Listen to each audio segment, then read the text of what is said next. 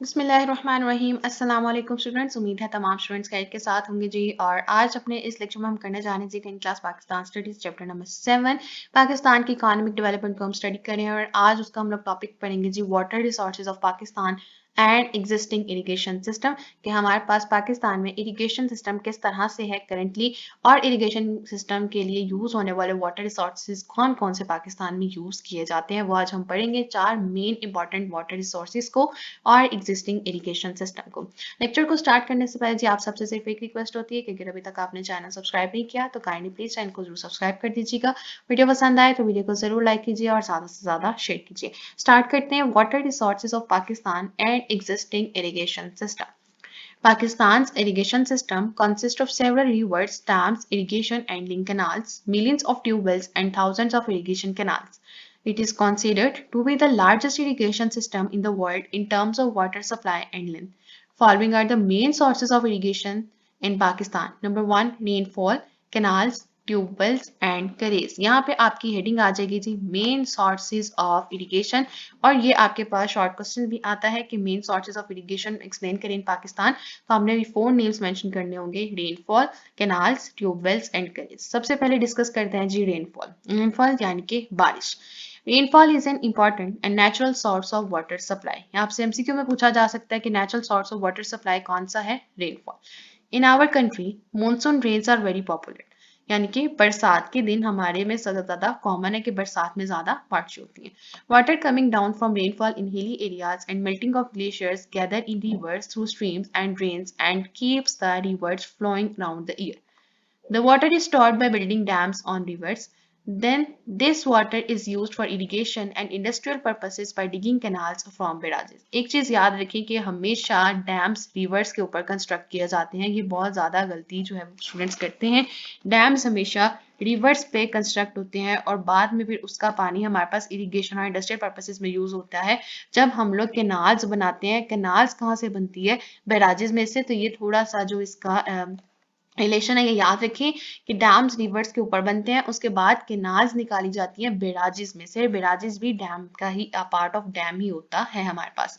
Unlike canal areas, better yields in rain-fed areas are mostly due to timely rainfall. Unfortunately, our country received less than the rain expected. In 90% of Pakistan, the average annual rainfall is less than 20 millimeter. या आप MCQ mark करेंगे कि 90% पाकिस्तान में rainfall 200 millimetre से कम होती है। Only 10% of the upper mountainous area receives an annual rainfall of 50 millimeter to 1000 millimeter.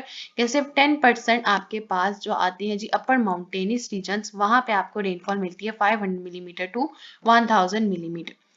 This rainfall is less than water needs of rain-fed and irrigated areas of the country. Our about 5 million hectares of the agricultural land contains rain-fed cultivation. Tarbela, Mangla and Varasak are our major irrigation dams which not only store millions of acres feet of water but also generate cheap hydro power. So आपके पास 3 main important irrigation dams कौन से आते हैं जी? टरबेला, Mangla and वरासक। इसे आप mark करेंगे जी MCQs और short question दोनों के लिए। नेक्स्ट आ जाता है इरिगेशन का सोर्स, वो है आपके पास कैनाल्स। कैनाल्स की हमारे पास डिफरेंट टाइप्स आएंगी और वो कितनी टाइप्स हैं जी? हमारे पास there are 3 main types of canals. Highlight करते जाएंगे इंपॉर्टेंट एक साथ साथ ताकि आपको डिफिकल्टी ना हो एक्स्ट्रा क्वेश्चंस और एमसीक्यूज को फाइंड आउट करने में। There are 3 main types of canals according to their performance. Number 1 is perennial canals, number 2 is non-perennial canals and number 3 is the flood canals. Perennial canals में क्या होता है जी? These are the irrigation canals that run throughout the year. देखिए perennial canals पूरा साल जो है वो चलती हैं, उनको रोका नहीं जाता and are important source to carry river water to the fields। और ये जो है दरियाओं के पानी को कहाँ लेके जाता है? फसलों में। Main perennial canals of the country are Upper Chenab, Lower Chenab, Upper Jhelum, Lower Jhelum, Lower Bari Doab and Pakpatan Canal etc. that flow all the year.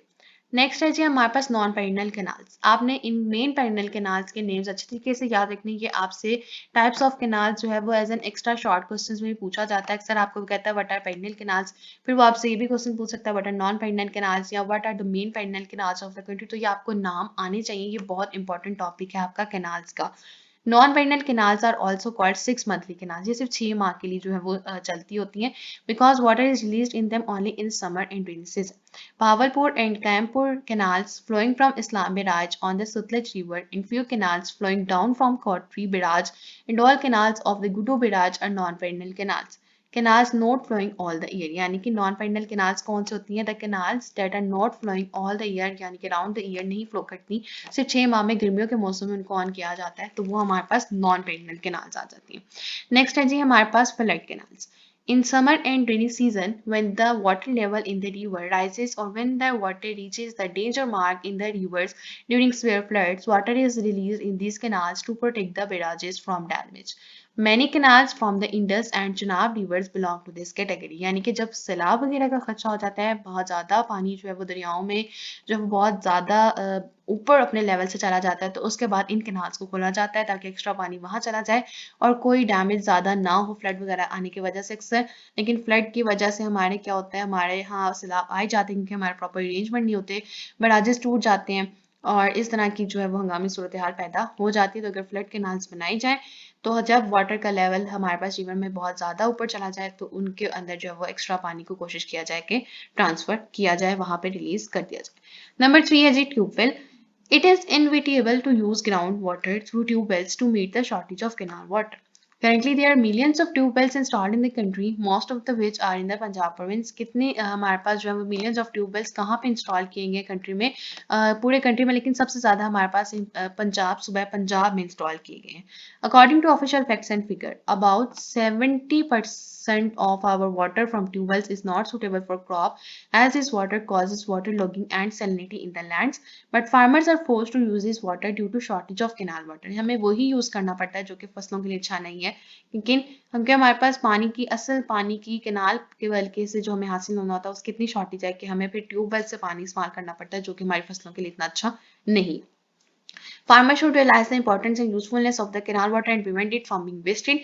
They should cooperate fully with the Agriculture Department to make better use of the scarce resources, and modern methods of the agriculture recommended by this department such as sprinkle, drip irrigation and laser technology should be used. यहाँ से आप mark करेंगे एक important short question कि यहाँ से आपके पास आ जाता है what are the modern methods of agriculture recommended by the Agriculture Department. ये आपके पास बहुत important short question है. Modern methods of the agriculture recommended by the agriculture department. Number 4 आ जाता है जी हमारे पास रिसोर्सेज, वाटर रिसोर्सेज का करेज. ये क्या है जी, हमारे पास about 2 dozen countries around the world are benefiting from this system including most countries from China to चाय. In Pakistan the system is practice in the province of Balochistan. सिर्फ अभी तक कि हमारे पास सूबा बलोचिस्तान में इसके ऊपर काम किया जा रहा है. वे due to the specific geographic conditions and severe shortage of the canal water, water is brought to the fields through underground drains. यानी कि अंडरग्राउंड उन्होंने कैनाल्स इस तरह से बनाई हुई है और उन कैनाल्स को हम क्या कहते हैं, करेज, के वो पानी अंडरग्राउंड तरीके से लेके आते हैं फसलों तक क्योंकि वहां पे बहुत ज्यादा कैनाल वाटर की शॉर्टेज है. These drains is called the Kares. This water is used for drinking as well as farming. The sources of these Kares are spring flowing from the mountains which are mostly made in Peshan and the Quetta district. तो ये था जी हमारे पास water resources of Pakistan. Main इसमें हमारे पास ये है जी एक short question आ जाता है, ये हमारे पास इतना लॉन्ग के लिए इतना ज़्यादा नहीं पूछा जा सकता, लेकिन अगर लॉन्ग में आएगा तो हम एज इट इज़ इसको हेडिंग के साथ जैसे बुक में दिया हुआ है आप उसमें अटेम्प्ट करेंगे. रेनफॉल में से हमारे पास कुछ एमसीक्यूज बने, फिर हमारे पास केनाल्स का मैंने आपको बताया टॉपिक बहुत इंपॉर्टेंट आता है. ट्यूबवेल में से हमारे पास कुछ एमसीक्यूज बनते हैं, एक शॉर्ट क्वेश्चन भी बनता है, और करेज हमारे पास सिर्फ अभी कहाँ पे यूज हो रहा है जी, बलोचिस्तान में. नेक्स्ट देता है जी Indus water treaty. In 1948, India withheld the flow of water from of those Pakistani canals whose sources were located in India. कि इंडिया ने पहले 1948 में क्या किया जी, पानी ही रोक लिया था हमारा जहां से इंडिया से, क्योंकि हमारे पास पानी आ रहा था. अब वो कैनाल्स कौन सी थी? Upper Bari Doab flowing down from Madhupur barrage on the river Ravi and Depalpur canals flowing out from the Ferozepur barrage on the Sutlej river. Pakistan raised the issue at international forums. As a result, Indus Water Treaty between the Pakistan and India came into being in 1960 under the support of the world power. Under this treaty, 3 eastern rivers, the Sutlej, the Ravi and Bias become the part of India, and 3 western rivers, the Indus and the Jhelum and Chenab were handed over to the Pakistan. ये बहुत important lines है, इसे आप mark करेंगे. 1960 में हुआ. जो आपके पास हमारे थे जी ईस्टर्न रिवर्स वो उन्होंने दे दिए जी इंडिया को, और वेस्टर्न रिवर्स में हमारे पास कौन कौन से आते हैं जी, the Indus, Jhelum and Chenab were handed over to Pakistan. Thus, Pakistan's property rights over these rivers were recognized. An irrigation network was formed in Pakistan to meet water shortage in eastern rivers. कि इस तरह से हमने कोई एक नेटवर्क डिजाइन किया ताकि हमारे पास जो पानी की शॉर्टेज है उसको जो है वो खत्म किया जाए. Which provided financial assistance as well as necessary technical guidance to Pakistan.